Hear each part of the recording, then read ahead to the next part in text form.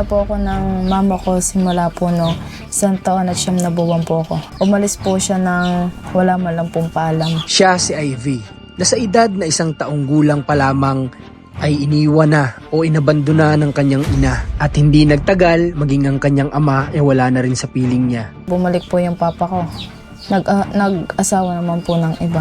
Lumaki sa kanyang lola na ito lamang ang nagpapaaral sa kanya at talagang masasabing hirap para siya mapagtapos. Sinubukan po namin pumunta doon. Hindi niya po kami maalala. At sa likod ng kahirapan, binabawi niya sa kanyang pag-aaral. 1992, so ang pinaka-lowest na makikita natin siguro dito, itong 85 na. Masakit. Yung pupunta po kayo, kunyari may pirmahan ng card. Ang pupunta sa kanilang mga klase ay kanilang mga magulang. Samantalang sa akin, ang lola ko lang po. Sama-sama nating alamin ang kwento ng malungkot na buhay ni Ivy. So guys, welcome back dito sa channel ni Commander at salamat sa patuloy pa din na sumusuporta sa team namin. At pasensya na kayo kung ngayon lang ulit nakakapag-upload si Commander dito sa channel niya kasi nga ayaw naman niya siguro mag-upload ng hindi related sa pagtulong kasi yun yung pinapanood sa kanya ng mga supporters niya. Kaya ang gusto niya ay yung ganito yung mga panood ninyo yung tungkol sa pagtulong. Kaya ngayon nandito tayo ngayon sa San Juan, Batangas at may new scout kasi tayo dito na gusto kong makilala ninyo at makilala din namin kung ano yung may bahagi niya sa atin na kwento ng buhay niya. At kami, sa totoo lang, wala pa kami masyadong alam sa background niya. Hayaan natin na sabay-sabay nating alamin yun. At yung kasama ko si Mac. Yan, si Mac. Siya yung nagsisilbi natin ngayong videographer. So, pasok tayo, guys. Oras nga pala natin, magti-3 PM na. Okay. Magandang araw, ano?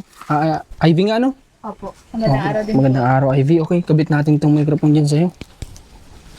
Okay, ito si Ivy, guys. So, ito yung munti nilang tahanan na minsan ko nang naipakita sa inyo. Okay, ligpit si Ivy. Ligpit lang po. Sige. Sino tutulog dito, Ivy? Yung na-aksidente po na tito ko po. Dito siyang tutulog? Opo, katabi po ng lola ko. Ikaw naman, saan? Doon po sa taas. Sa taas? Opo. Matangkad si Ivy. Ilan taon ka na, Ivy? 15 po. 15 ka pa lang? Opo. Ikaw, Mac, ilan taon ka na? 14. Sige nga, tayo ko nga dito, Ivy. Ang taas na Ivy, oh. Sino mas mataas sa inyo, Mac? Siya? Okay, kaya pa yan, Mac. Huwag kang wala ng pag-asa. Paupo ako, ha? Sige po. Okay. So, Ivy, kumusta yung yung pasok mo na anong grade ka na pala? Grade 9 po, grade 10 po. Magi-grade 10 ka pa lang. Okay. So, may ka pa, may 3 years ka pang bubunuin para makagraduate ng senior, tawag din? Senior high. Senior high. Tama ba? Okay, hindi ko inabot yun. Kasi, 4th year high school talaga yung inabot namin. Okay. Itong bahay na to, bahay mo ito, ng magulang mo, lola mo? Ng lola ko po. Dito na po ako lumaki. Dito sa bahay na to? Opo. Okay. So, nakikita ko sa bahay nila, guys, yung nakarang pagbisita namin. Ito ay kumbaga, luma na bahay din, Parang matagal na. Simula bata ka, ganito na to? Opo, ganito na po talaga. Yung structure nito, ganito na talaga? Ganito na po talaga. Okay. Ang niya, ang dingding nila ay gawa sa parang sawali. Sawali, hindi ko alam, pero sawali ang pagkakaalam ko. O nga po, sawali. Tawag dyan, di ba? Sawali. Okay, sa pag-aaral mo, Ivy, na umabot ka ng grade 9, sino ang nagpaaral sa'yo? Ang lola ko po. Simula? Pagkabata po. Simula po nung daycare ako hanggang ngayon po. Ang lola ko lang po nagpapaaral sa akin. Oh, simula daycare? Opo. May lolo ka pa nun, wala na? Siguro po wala na po. Nung time na yun? Wala na Kasi hindi mo na siguro na-meet. Hindi po. Siguro po mga bata pa lang po ako nun. Paano nangyari, Ivy, na lola mo nagpaaral sa'yo simula ganong grado pa lang sa paaralan? Nasaan ang mga magulang mo? Iniwanan na po ako ng mama ko simula po no 1 taon at 9 na buwan po ako. Umalis po siya. 1 taon at 9 na buwan ka pa lang, iniwan ka na? Iniwanan na po ako. Umalis po siya ng wala man lang pong paalam. Pero may tatay ka pa noon? Meron pa po. Umalis din po. Nagtrabaho po. Tapos naiwan lang po dito ang lola ko. Tapos Ganun? po nung nagtagal po, di bumalik po yung papa ko. Nag-asawa naman po ng iba. parehas po sila. May asawa na po, may kanya-kanya na pong pamilya. Pero ikaw, nakakatanggap ka ba ng sustento sa kanila? Sa papa ko po, minsan po yung nagbibigay, minsan po yung hindi. Ganon din po ang mama ko. Ano? Pero nung nagbigay lang po ng mama ko ay nung nakaraan lang po kasi nung kabilang taon ko lang po ulit nakalala siya. Ay, ganun? Ibig sabihin, hindi mo talaga nakamulatan na nakasama mo yung mama mo kasi isang taon at 9 na buwan ka pa lang, ay tama ba? Hindi po talaga. Ibig sabihin, hindi mo man lang hinanap nung nag first year high school ka, hindi mo siya hinanap sa social media. Ay, hinanap naman po eh. Wala po magagawa. Ganun po talaga yung inawanan po. Kumbaga, nakakausap mo na siya nun. May communication na. Ay, pinuntahan po namin siya ng papa ko simula nung siguro po na 5 years po ako. Pinuntahan po namin siya sa Padre Garcia. Nagtitinda po siya doon ng bakery. Sinubukan po namin pumunta doon. Hindi niya po kami maalala. Kami po ni ate. Ay, ganun? Hindi po kami na-recognize. Ano, sa tingin mo, yung legit na hindi niya na-recognize o ano? Hindi ko lang po alam. Basta hindi po. Sabi po namin. Okay, pwede, possible kasi 1 year and 1 year old and 9 months ka pa lang. Possible nagbago na yung itsura mo nun. 5 years old ka na. Siguro nga po. Pero parang bilang isang magulang, ang hirap para sa akin, ang hirap paniwalaan na hindi mo makikilala yung sarili mong dugo. Una-una yung tinatawag pala ng lukso ng dugo, tapos yung itsura, hindi naman yan lalayo ng sobrang layo sa kung ano mo iniwan, di ba? Pero ano pakiramdam nung time na yun na hindi pumunta kayo, sumadya kayo dun, pero hindi ka naman niya kinilala o ano? Siyempre po masakit. Yung time na po na yun, pinagbentahan po kami. Sabi po ng papa ko, try nyong bumili, tingnan nyo kung makikilala kayo. Bumili nga po kami. Hindi po kami nakilala, pinagbentahan po kami. Maya-maya po, dumating po yung papa ko, sinabi na kami po yung anak niya. Pinagbintangan na? Pinagbentahan po. Pinagbentahan. Okay, sorry. Kala ko, bumibili ka lang, pinagbintangan ka na. Nung pinagbentahan kayo, ibig sabihin, hindi kayo nagpakilala. Hindi po. Tinatry nyo lang kung makikilala kayong anak kayo. Tapos, nung lumapit yung papa mo, sinabi niyang kayo yung anak. Opo. Tsaka niya lang na Tsaka lang niya po na nagulat po siya. Okay, tapos nung pagkakataon na yun, paano? Niyakap niya kayo? Niyakap po. Tapos inuli po dun sa Padre Garcia. Kumbaga, inilibot. Okay. Tapos, after nung 5 years na yun, nasundan ulit. Hindi na po. Hindi na nasundan? Hindi na po.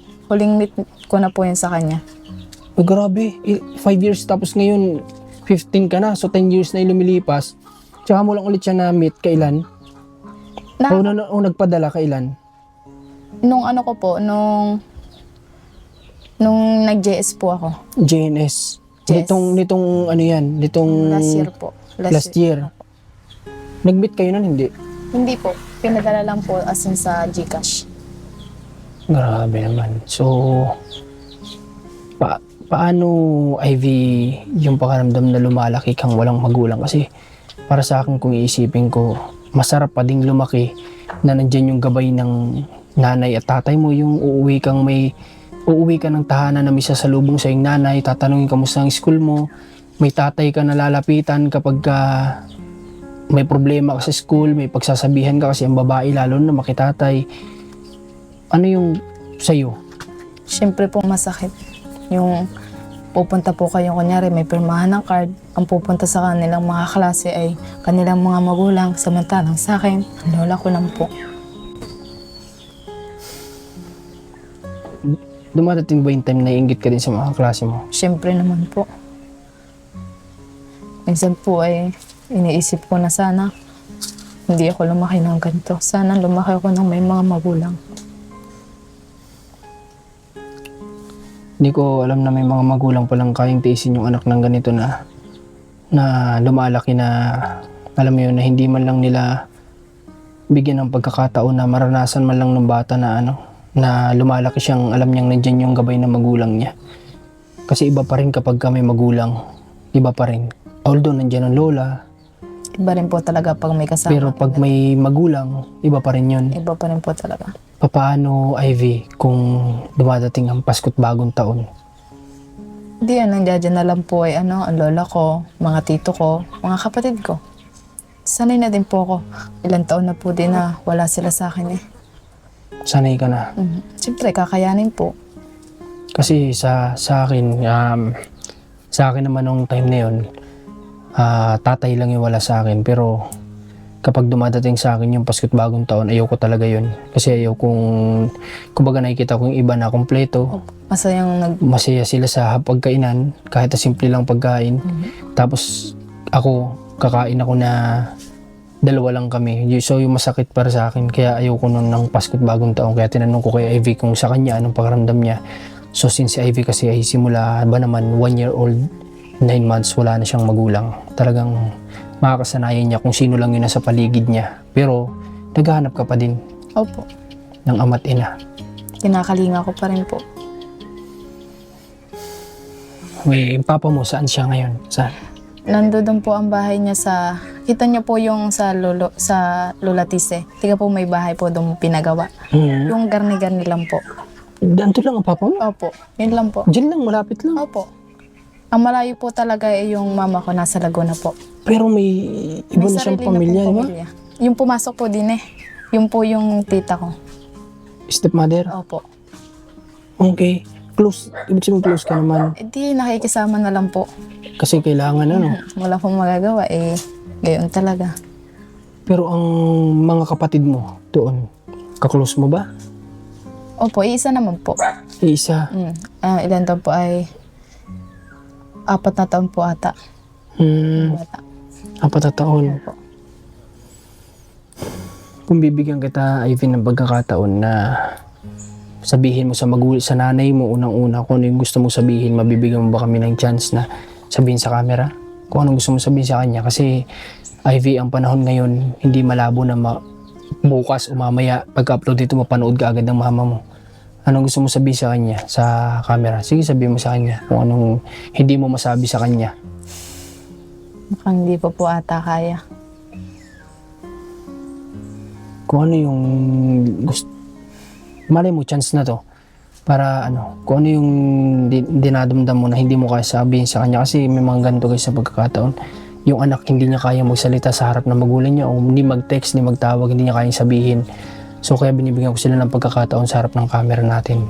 Maraming nagbabago ang relasyon kapag ganitong pagkakataon na bibigyan ng pagkakataon sa ganito.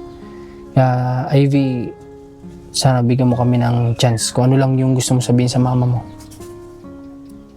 Yung talagang nararamdaman mo para sa kanya, kung anong gusto mo sabihin. Bilang anak na lumaking walang nanay sa loob ng halos 14 years. Anong gusto mo sabihin sa kanya? Hindi mo kaya kausapin mama mo? Ganito na lang tatanungin kita, may sama ka ba ng loob sa mama mo? Wala po. Wala naman. Yun na importante, no? Kasi kahit na ganito yung ginawa sa atin ng magulang natin, ng magulang mo, hindi pa rin tayo dapat magtanim ng sama ng loob sa kanila, di ba? Kasi sila pa rin yung dahilan kung ba't nandito tayo sa mundo eh. Ba't na buhay? Kahit balibaligtaran natin yung mundo, sila pa rin yung reason nun, di ba? So sa papa mo, since nandyan lang, may gusto ko ba sabihin sa kanya? Nasasabi ko naman po ang gusto kong sabihin. Sa papa mo? Opo, kasi Nag-open ka naman sa kanya? Opo. Pero ba't sa mama mo hindi mo kaya? Hindi ko alam. Hindi ko po kayang mag-open, hindi ko po kayang magsabi ng kahit ano. Sa kanya? Opo. Na dapat mama niya yung unang-unang mapagsasabihan niya kung nandito yun. Kasi para silang babae, di ba? Yung mga kapatid mo ngayon nasaan na? Si ate po nandidiyan, pero si ate po doon po nakatira sa mama ko. Tapos si kuya po dito din po nakatira. Kami pong 2. Kayong 2? Opo. Okay. Pumapasok ka, Ivy, pwede mo ba kaming kwentuhan? Ano yung madalas na binabaon mo pag pumapasok? Binabaon ko po sa isang linggo po, binabaon ko po ay minsan po 100, minsan naman po 150. Sa loob ng 1 linggo? Opo. Pinagkakasya ko po yun. Napagkakasya mo 150 sa 1 linggo? Opo. Grabe naman. Paano yung Kung uwi ka ba ng tanghali dito, hindi na. Hindi po, nagbabaon na po ako. Ano ang binabaon mo? Minsan po ang ulam ko ay isda, minsan naman po ay itlog. Ganun lang po. Minsan sabi ko sa lola ko na, Lola, samahan mo ng talong ang itlog. Yun lang po. Kasi alam ko naman po na wala pong kayang lola na maibigay kung ano man ang gusto ko na malabong maibigay. Pero mga klase mo, mga sabay mong kumakain, madalas, same lang ba sa'yo, sitwasyon? Hindi po. Iba? Iba po. Pero hindi ka naman Hindi naman po. naiinggit sa kanila, hindi naman. Hindi naman po. Masaya na po ako kung ano man po meron ako. Kung ano yung binibigay ni Lola, no? Kasi yung Lola mo, may edad na din. Mabuti nga kayo, kahit paano, balita ko nagtatanim-tanim kayo dyan. Opo, yung mga tanim po dyan, talong. Minsan din, magbabaon ko ng kalabasa, ganyan. Opo, pag po may gulay, sabi ko, Lola, gulayan niyo ako, yan na lang po ang uulam ko. Yun lang po. Grabe, no? So, sa lahat ng kabataan na paulit-ulit nating, kumbaga, binabahagian, kagaya ng gantong kwento ng buhay ni Ivy, na kung kayo ay binibigyan ng mga magulang ninyo ng sapat o higit pa na baon ninyo sa pag-aaral, sana matuto kayo na magtabi, hindi laging ubos biyaya na porque hindi tayo nagpapakahirap ng binabaon natin, na hindi tayo yung naghihirap para kitain yun, ay gano'n na lang natin waldasin. So, tinan nyo si Ivy, 150 pesos sa loob ng isang linggo. So, karaniwan sa bata yan, siguro mga kapag umuwi ng tanghali, 3 days lang yan, ganyan, 50 a day. Pero sa'yo, isang linggo, yung pinagkakasya mo na lang yun. Opo. Na minsan, nag-break time ka pa ba? Baka hindi ka na nagkumakain ng break time. Minsan po, minsan naman po kumakain ako. Ang kinakain ko po sa recess, kanin. Kanin. Opo. Sa tanghali po, nabili po ako ng tinapay. Gano'n na lang. Okay. So, alam mo ba, Ivy, nung pagpunta ko dito, nakita ko yung grades mo. Sobrang tataas, guys. Ikaw ba makasama ko nun? O si Rans? Si Rans yata kasama ko nun. Nandito pa yung card mo? Opo. Sige nga, kunin mong Ivy. Yung, alin pong card, yung ganun po. Oo. Yung nandun yung mga grades mo. Okay, gusto ko sa inyo ipakita, guys, kung gaano ka-deserve ng batang ito ng scholarship, ng tulong sa pag-aaral. Kasi nagsasabi din yung lola niya, guys, na hirap na din talaga siya na mapag-aaral itong mga apo niya.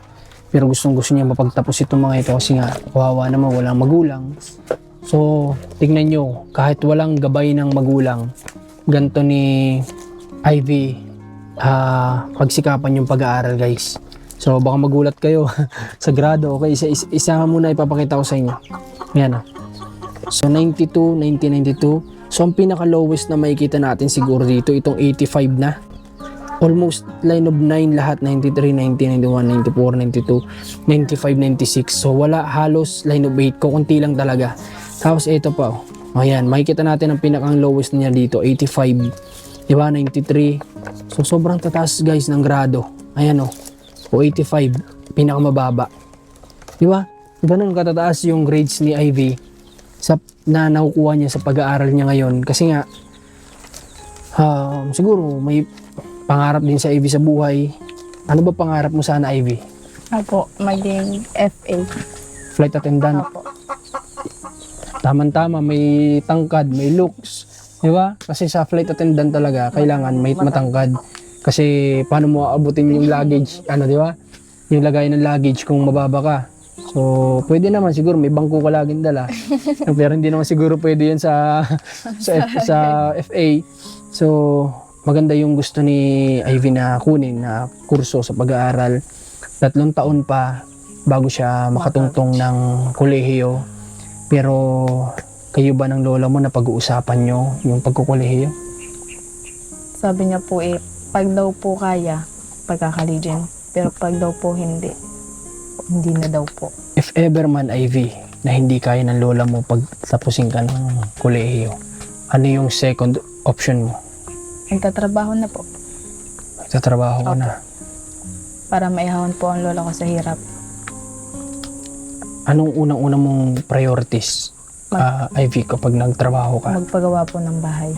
Gusto mo yun? Opo. Para kanino? Sa lola ko po. Iba talaga kapag lola yung nagsakripisyo din sa'yo. Kumbaga, kailangan mong, kumbaga, nandiyan yung pressure na kailangan mong makabawi sa lola mo. Kasi ang hinahabol natin dun guys, yung edad ng lola natin. Opo. Diba? Patanda na po. Na yun yung hindi ko din nagawa sa sarili ko na sa lola ko noon. Kasi lola ko din nagpalakasan, Ivy, pares tayo. Simula bata ako, lola ko yung kasama ko. Hanggang sa mag-college ako, lola ko din kasama ko. Dumating yung point din sa akin na gustong gusto ko sa kanyang bumawi. Pero late na, hindi ko na, kung kailan kumikita na ako, doon naman wala na siya. So yun yung sana, yung gusto mo, malakas pa si nanay noon, mga time na yun. No? Sana po. Na makabawi ka sa kanya kasi maiksi lang kasi buhay, no, ng tao. Okay, so Ivy, ngayon nandito kami para nagbabaka sakali kami na kung ano may tutulong namin sa'yo. Ha? Okay, so ngayon ay gusto ko sumama muna ako sa room mo, papakita ulit natin sa viewers kung saan ka natutulog. Ha? Okay ba yun sa'yo? Okay po. Okay, tabi mo to dyan. May mga awards ka nung nag-recognition? Meron po. Anong awards mo? Na nakuha? Medal Honor. with honor po. With honor ka? Pang ilang ka? Wala pong, Ay, wala nang ganun. basta po, ano po, Ang hirap pag... average po ay 90 to 94 po with honor. With honor. Oh, wala na ngayong pinipoint out kung Top 1. second ka, Wala na po. third ka. Oh, hirap pag batang 90s talaga. Oh, ngayon iba na ngayon. So, ganun. Basta umabot ka ng ganun, with honor yun. Opo. So, with honor ka. Tapos may mga award pa, meron pa? Wala O na yung with honor na? po. With honor na po. Yung medal ba na yan? Opo. Okay, so ito guys, yung medal ni sino ba naman hindi magkaka-honor nun? Oh, na ganun ang grado, di ba?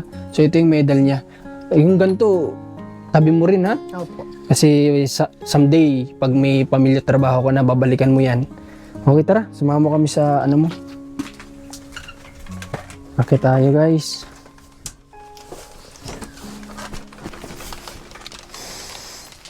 Palat.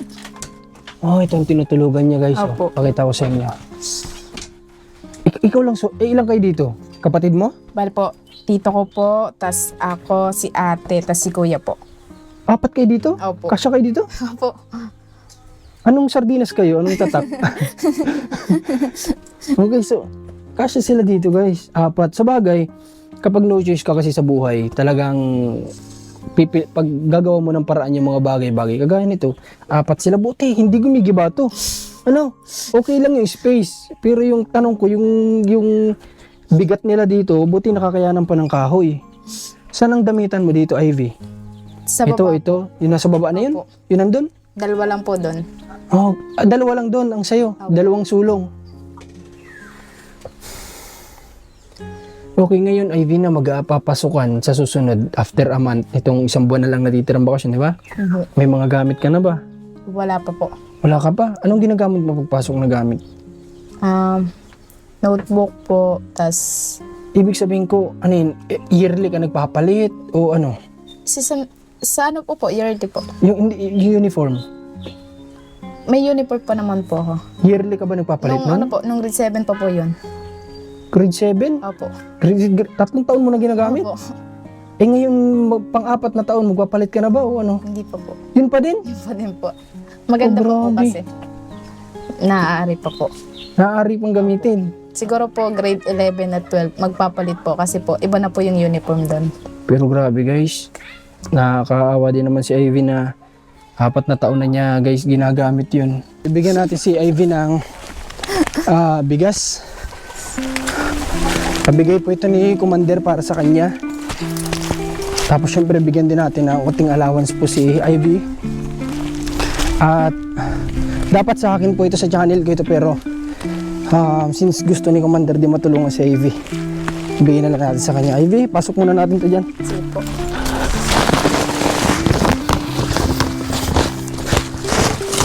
Oy, sorry. Okay. So, Ivy, ito yung nagsisilbi mong damitan. Opo. Ari po. Isa po ito, tas ito po. Ayan. Okay. So, sige Ivy, ganito.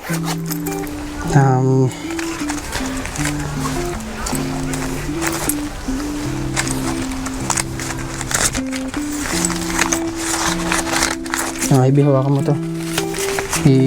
Gamitin mo sa pang-allowance mo muna, ha? Ha? Thank you po. Wala ka naman. Basta, Ivy, sana wish ko makatulong kami sa pag-aaral mo. Yun yung target namin talaga, no? Pinaka-purpose namin kaya kami dito pumunta ay makakatulong sa pag-aaral mo. Kasi nga alam mo, upo ka sa bahay namin. Kasi alam mo ba, Ivy, ang pinakang purpose talaga namin, kaya nung nakita ko yung grades mo, sabi ko, sa sitwasyon mo na iniwan ng magulang, masasabi ko bang inabandon ka ng mga magulang mo? Pwede bang gamitin yung term na yun sa ginawa nila sa'yo? Baka po, Pwede, ano? Ewan. Pwede guys, kasi isipin mo yung, ang salitang abandon na kasi, yung umaalis ka ng walang, Magulang. hindi, walang pinagsasabihan. Di ba sabi mo kanina, iniwan ka ng nanay mo nang wala man lang pinagsabihan kung Wala saan. po. So, yun nga ang tawag doon guys. So, ako na lang magbibigay ng message sa mama mo kung ayaw mo. Okay, sana sa mama po ni Ivy, sana po ay yung pong ginawa nyo sa kanya nung GS niya na pagsuporta. Sana po hindi lang sa ganun. Kahit po sana may sarili na kayong pamilya, sana po minsan paglaanan nyo din si Ivy ng konting oras para sa kanya. Paramdam nyo din po sana na si Ivy po ay may nanay na nandiyan lang. May nanay na nadadamay sa kanya sa time na siya ay nahihirapan, napipressure. So sana paramdam nyo sa kanya yun. Sana kung wala man kayong time na pumunta dito kay Ivy, sana mo kung mapanood mo ito, ganun po. At sa papa niya ay kahit na may pamilya na, sana hindi ko alam kay Ivy, ano ba, may balance naman ba yung sa papa mo sa inyo? Hindi rin. Hindi rin po. Hindi rin balance, masabing hindi balance. Hindi rin po. Okay, so yun, sana sa papa niya, kaya tinanong ko sana, ano naman, kumbaga ay, kahit na may pamilya na din, sana i-balance pa din kay Ivy kasi anak niya pa rin si Ivy ay. Yun lang naman yung ano ko. Pero salamat at nandyan pa din naman at nagsusuporta din kahit paano sa iyo, no? Sabot na makakaya. Ano ba trabaho ng papa mo? Construction po. Construction worker. Ang mama mo hanggang ngayon may nag-ano ng bakery? Sa bakery pa din? Hindi na po. Ano po, nag-aalaga na po siya ng bata. Kasambahay, gano'n? Hindi po, may inalagaan po siyang bata kasi po yung mama ng bata nag-abroad. Okay. Hindi siya sa loob ng, kumbaga, ano siya, sa loob talaga, sa loob mismo ng bahay nung may-ari nung ano? Hindi po, sa loob po ng bahay niya. Doon niya dinadala yung bata? Opo, doon po.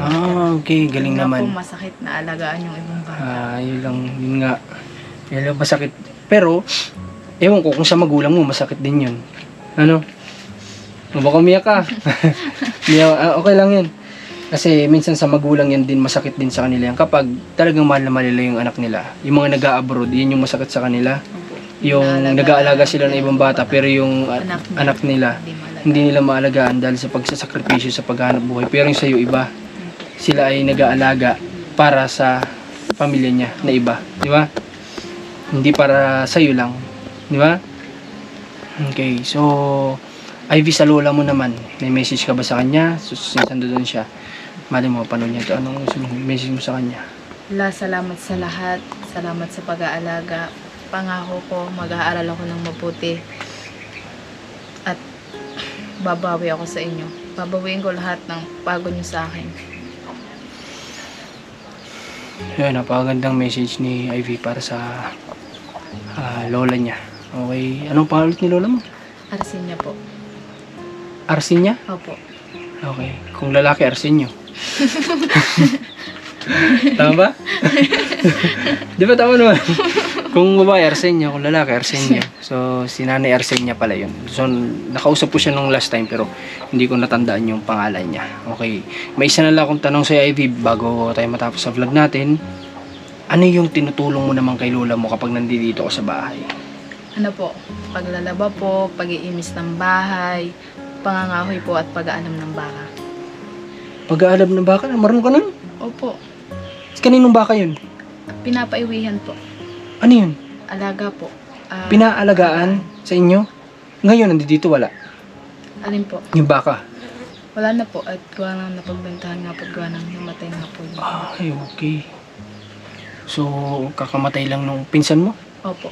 Kakamatay lang kasi guys nung pinsan niya. Nung nakarang araw bumalik kami dito ni Mac. Hindi ko muna pinersa talaga si Ivy nung kasi kakatapos lang nila nun sa pagkamatay nung pinsan niya. Na ilang taon lang? 4 years old?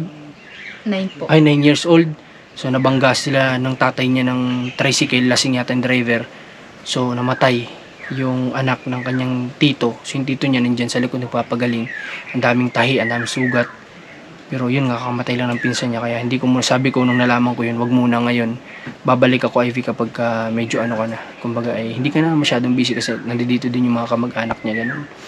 Kaya, ayun, nagamit pala doon yung inaalagaan nyo. So marunong ka pala mag-ganun. Opo. Anong ginagawa mo doon? Dadalhin sa lili mo? Anong diskarte? Hindi po, iigib po. May dati po kasi nakatira doon bahay sa malayo doon. Okay. May gripo po. Doon po iigib. Tapos dadalhin po din eh. Din po sa pataas na ganun. Doon po dadalhin. Paiinumin po. Dala mo yung timba? Opo. Bit-bit mo, papainumin mo yung baka? Opo. Okay. Magkano bayad naman sa'yo nun? Ganun. Hindi po. Depende po yung pag pinagbenta. Hati po. Hindi, Kapag binenta na yung baka, hahatiin po. hati kayo. Kukunin po muna yung pinagbentahan. Tapos yung tubo. Yun po ang hahatiin. Ibig sabihin, Ivy, yung pag-aalaga mo na yun napunta doon sa pinsan mo na namatay? Okay lang naman po yun. Tulong ko lang naman po yun sa lola ko. Oo, pero nabilib lang din ako kasi yung pinaghirapan din ni Ivy, okay lang sa kanya na ibahagi sa kamag-anak niya yun. Tulong niya sa lola niya. So, ang galing din. No? Hindi siya nag-iisip. Hindi siya selfish sa madaling salita. Okay. Tapos yung pangangahoy, dahil ang pinanggagatong niyo dito ay Kahoy po. kahoy na pinulutan, saan ka na mumulot nun? Doon din po sa Ilaya. Doon po kasi madami kahoy. As in, madami po talaga ng kahoy. Gubatan po kasi yun. Namumulot ka? Opo. Safe naman, wala namang mga something ahas. Ganun. Wala naman po. Wala naman. Sino kasama mo? Lola ko din po. Kayo. Opo. Bit-bit mo nasa sako. Nasa sako po. Grabe ka babaeng tao guys. Oh. Pero ginagawa niya yung mga ganyang bagay. Hindi siya nahihiya. Di ba? Sa school, wala naman ang bubuli. Wala naman po. Okay. Pag akala ko may mambubuli pa sa ganito katalino. Okay. So, ganito, Ivy. Since nakilala ka namin, sana pagtulungan mo kami mag-pray na makatulong kami sa pag-aaral mo, ha? Sana dapat ito talaga sa channel ko, ito ipapalabas. Pero since napanood nga ni Commander yung nung pagpunta ko dito, sabi niya, gusto niyang try niya na siya yung makatulong sa'yo. Kaya sabi ko walang problema, sige, pag-vlog kita kay Ivy. Kaya ito Ivy ay mapanood to sa channel ni Mrs. ni kay Commander, ano? So, I hope na makabisita siya dito since kakaanak niya lang. Sana kaya niya nang bumisita sa'yo dito. Ano? Para makilala mo at magkausap kayo. Ivy? Okay, Ivy. At maraming salamat. Sana masaya ka, nakilala ka namin. Okay? Thank you Okay, po. thank you, Ivy. Sige. Ingat po. Okay, ngayon, guys, ay siguro kung may mapupuntahan pa kami ni Mac, bibisitahin namin iba. Pero ngayon, itong video na ito, sana huwag nyo kalimutan mag-like, comment. Tapos hindi nyo pag-skip ng ads, malaking tulong po yan. At alam nyo naman si Commander, talagang kung ano yung kinikita niya sa video, ay handa niya yan itulong din. Kaya sana kung makikitain itong video na ito, tutulong natin kay Ivy kung ano man yung maabutan ng mga kayanan natin. At syempre, sana may scholarship na darating kay Ivy sa kanyang pag-aaral para magtuloy-tuloy. Yun man lang bang allowance, bayarin sa school, mga project, malaking bagay na yun para kay Ivy. Di ba, Ivy? Okay, so yun lang. Maraming salamat ulit. At next na vlog natin makakausap ulit natin si lola niya. Okay, God bless po sa lahat.